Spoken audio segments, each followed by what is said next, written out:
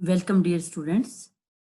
Myself, Dr. Savita Chahar, Associate Professor, Department of Botany, Government Mira Girls College, Udaipur. Today's our topic is structural changes in chromosomes. We know that in the individuals of each species, the chromosome number, the structure and chemical composition of chromosome, position of centromere, position of nuclear organizer region, and position of satellite are constant for each species. Normally, the chromosomal morphology and number do not change. But in certain natural or artificially induced conditions, there are changes in number and morphology of chromosomes that results in the modification of characters and function of the individual of the species. These modifications have been called chromosomal alteration or chromosomal aberrations or mutations. For example, in Homo sapien, human being में आप लोग जानते हैं कितने chromosomes होते हैं? 46 chromosomes होते हैं जो कि 23 पेयर में रहते हैं। तो हमारे जो ग्रैंडफादर थे उनके भी 46 क्रोमोसोम्स ही थे, फादर के भी 46 क्रोमोसोम थे और हमारे भी 46 क्रोमोसोम ही हैं। तो इनका जो नंबर है वह एक जनरेशन से दूसरी जनरेशन में चेंज नहीं होता है। इसी तरह से जो स्ट्रक्चर है उनका, उसमें भी कोई चेंजेस नहीं होते हैं। लेकिन कई बार ऐसा होता है कि या तो नेचुरल कंडीशंस के कारण, फॉर एग्जांपल जैसे सेल डिवीजन, क्रॉसिंग ओवर या फर्टिलाइजेशन के दौरान, या कई बार आर्टिफिशियली भी इंड्यूस करा जाता है लेबोरेटरी के अंदर, जिससे क्रोमोसोम्स के जो स्ट्रक्चर है या नंबर है उनमें चेंजेस आ जाते हैं। And these changes are called chromosomal alteration, chromosomal aberrations और mutations. The chromosomal aberrations are of two types: structural aberrations and numerical aberrations. Students, आपके कोर्स में स्ट्रक्चरल एबरेशंस हैं। स्ट्रक्चरल एबरेशंस को हिंदी में अपन क्या कहते हैं? क्रोमोसोम्स के अंदर संरचनात्मक परिवर्तन। दूसरा जो होता है संख्यात्मक परिवर्तन। संख्यात्मक परिवर्तन वैसे तो आपके कोर्स में नहीं है, लेकिन स्ट्रक्चरल चेंजेस समझाने के बाद में ब्रीफ में आपको न्यूमेरिकल एबरेशंस भी समझाना चाहूंगी, क्योंकि जब हम म्यूटेशन की बात करते हैं या अल्टरेशंस की बात करते हैं तो हमें दोनों ही तरह के एबरेशंस के बारे में पता होना चाहिए। क्योंकि अगर आपसे कोई पूछेगा कि what are the numerical changes, तो आप ये थोड़ी कहोगे कि हमारे कोर्स में नहीं था इसलिए हम नहीं जानते। थोड़ा सा हम ब्रीफ में हमें वो भी आना चाहिए। सबसे पहले स्ट्रक्चरल चेंजेस या संरचनात्मक परिवर्तन। When the changes are occurred in the individual chromosome, then this type of changes are called structural changes in chromosomes. These abnormalities may be found in both the homologous chromosome of a pair or only one chromosome of a pair.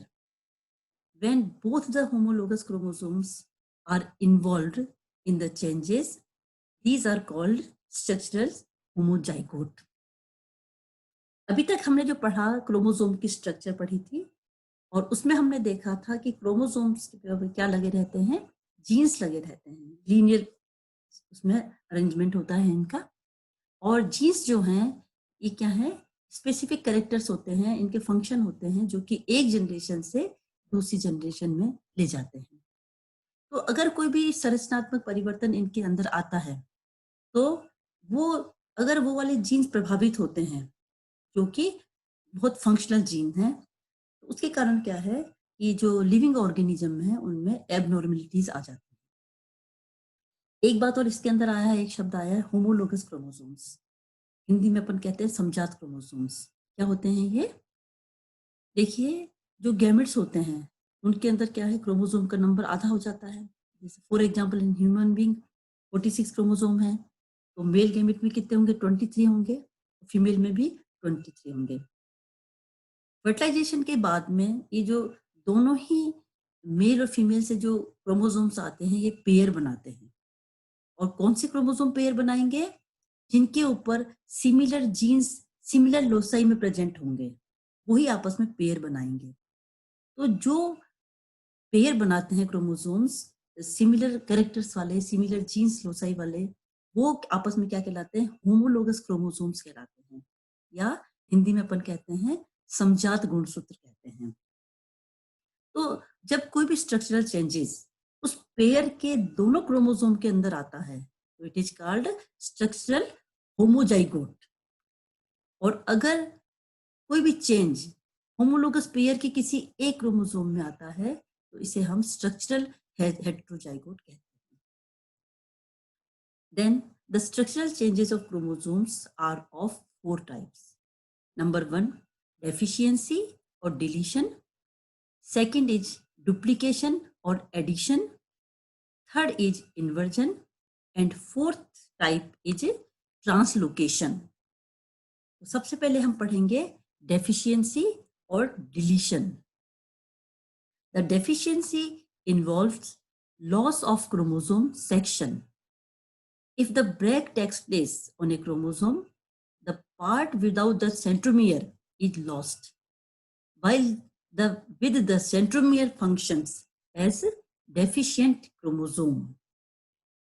Deletion are of 2 types: terminal deletion and interstitial or intercalary deletion. In terminal deletion, a single break takes place near the ends of chromosomes. It results in a terminal deletion. In interstitial deletion, when the breaks occur followed by reunion of the broken ends, it is called interstitial or intercalary deletion. The part between the break is eliminated. कई बार क्या होता है कि deletion के दौरान कोई ऊपर का एक हिस्सा वहाँ टूट जाएगा और वह डिलीट हो जाएगा, खो जाएगा। तो इस तरह का जो बचा हुआ क्रोमोसोम है, जो डेफिशिएंट क्रोमोसोम है, उसका टर्मिनल हिस्सा जो है, टर्मिनल मतलब ऊपर का हिस्सा डिलीट हो गया। लेकिन कई बार क्या होता है कि क्रोमोसोम के 2 टुकड़े हो जाते हैं, 2 जगह ब्रेक आता है, 3 टुकड़े हो जाते हैं, तो जो बीच का हिस्सा है वो डिलीट हो जाता है, खो जाता है, और ऊपर और नीचे के जो हिस्से हैं वह पुनः जुड़ जाते हैं। तो इससे क्या होगा? ऊपर का हिस्सा नहीं हट करके बीच का हिस्सा हट गया। इस तरह के जो डिलीशन होता है इट इज कॉल्ड इंटरकैलरी और interstitial deletion. This is the different type of deletion or deficiency. This is the terminal deletion and this is the intercalary deletion. अब देखिए म्यूसिस के दौरान जब पेयरिंग होगी उस समय पेयरिंग में क्या होता है कि जो सिमिलर जीन्स और सिमिलर लोसाई वाले जो हैं आमने सामने आते हैं, एक दूसरे के पास में आते हैं।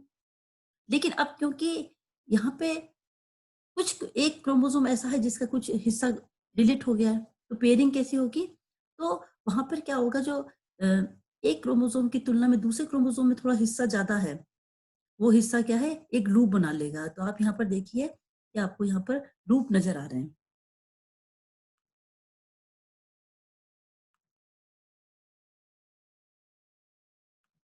Then cytological and genetical effect of deletion. Chromosome के ऊपर जीन्स पाए जाते हैं। अब ये जो जीन्स है इनमें 70% जीन्स जो हैं वह क्या होते हैं? डुप्लीकेट या रिपीटेटिव जीन्स होते हैं। इनकी कई सारी कॉपी प्रेजेंट रहती हैं। तो अभी मैटर ऑफ चांस है कि जो डिलीट हो गया वो क्रोमोसोम वो डुप्लीकेट था, रिपीटेटिव था, या वो स्ट्रक्चरल जीन्स थे। तो देखिए अगर वो रिपीटेटिव जीन्स थे तो उस लिविंग ऑर्गेनिज्म की फिजियोलॉजिकली कोई भी उसके अंदर कोई चेंज नहीं आएगा, उसमें कोई फर्क नहीं पड़ेगा क्योंकि उसकी खूब सारी कॉपी प्रेजेंट है। लेकिन if the missing genes are physiological importance, the organism will not survive. Then second effect is it allows recessive genes to express themselves phenotypically. Loss of dominant gene cause recessive gene to show its expression. This is called pseudo-dominance. यहाँ पर देखिए 2 शब्द आए हैं, dominant and recessive, प्रभावी और अप्रभावी।